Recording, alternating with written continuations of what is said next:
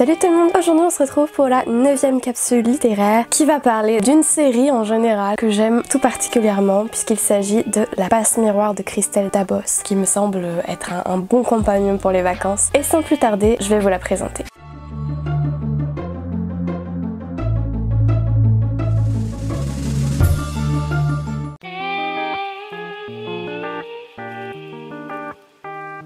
Pour l'histoire, je l'ai déjà présentée de nombreuses fois, il me semble, sur cette chaîne, puisque j'ai lu à chaque fois donc, les 4 tomes et à chaque fois j'ai résumé le premier tome. Mais si je devais vous le résumer à nouveau, je vous dirais qu'on va se retrouver dans un monde très particulier où tout est régulé entre des sortes d'îlots qui flottent dans les airs, où sur chacune de ces petites îles se trouve un esprit de famille qui va être un peu une sorte de divinité qui est vénérée, qui va concentrer autour d'elle des personnes qui sont donc de sa famille entre guillemets. Chacune de ces arches, parce qu'on appelle ça des arches, ont une spécificité, ont un nom qui leur est propre et on va sur notamment donc Ophélie qui est une animiste, c'est-à-dire que autour d'elle les objets vont retranscrire les émotions qui s'emparent d'elle. Ophélie est bien plus que ça puisque du fait d'un accident qui est survenu quand elle était petite, elle peut également traverser les miroirs et c'est une spécificité qui va attirer sur elle l'attention notamment des esprits de famille qui vont décider donc de l'unir à une personne d'un autre arche, ce qui ne se fait pratiquement jamais. Et cette autre personne, c'est Thorn, qui est donc l'intendant de je ne sais plus quelle autre arche, en tout cas un membre d'un certain clan des dragons. La Citaciel, c'est ça. Donc Thorn, il vit sur la Citaciel et Ophélie va être amenée à se rendre là-bas pour rencontrer son époux et célébrer donc leur union. Ce qui va également amener notre jeune Ophélie à comprendre qu'il y a des complots qui se trament et qu'elle va devoir essayer de les comprendre si elle veut pouvoir survivre dans ce monde, malgré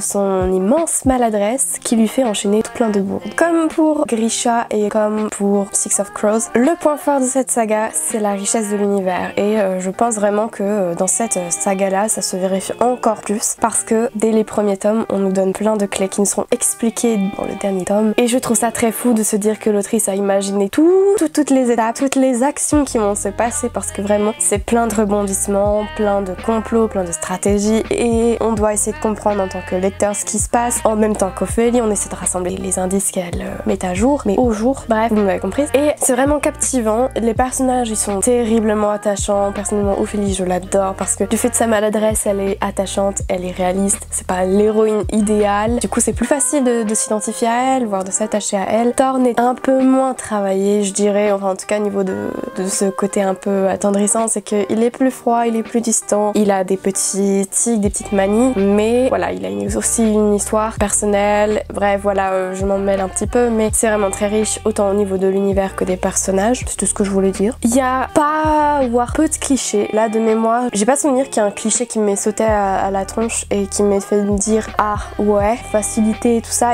j'en ai pas vu, vraiment j'ai passé un très bon moment. Le style d'écriture est accessible et c'est pareil que pour Six of Crows ou pour Grisha, je pense c'est une bonne matière pour rentrer dans, enfin comment dire, un bon début en tant que littérature de fantasy, de fantastique un petit peu, en tout cas de cette littérature de l'imaginaire, je pense que c'est vraiment de très bonnes portes d'entrée. Et puis vous passez un très bon moment et ça me semble vraiment être une lecture idéale pour les vacances parce que comme je le disais c'est addictif, c'est léger, ça se lit vite, vous rencontrez de très beaux personnages qui vont vous donner de bons états d'esprit et puis c'est original. Donc vraiment je pense que c'est typiquement le genre de livre qu'il est agréable de découvrir pendant les vacances et de savourer au fur et à mesure que votre séjour se passe ou que vous soyez à la maison tranquillement pour le lire. Vraiment je pense que c'est un livre idéal et qui va se dévorer en 2 minutes, peut-être pas 2 minutes mais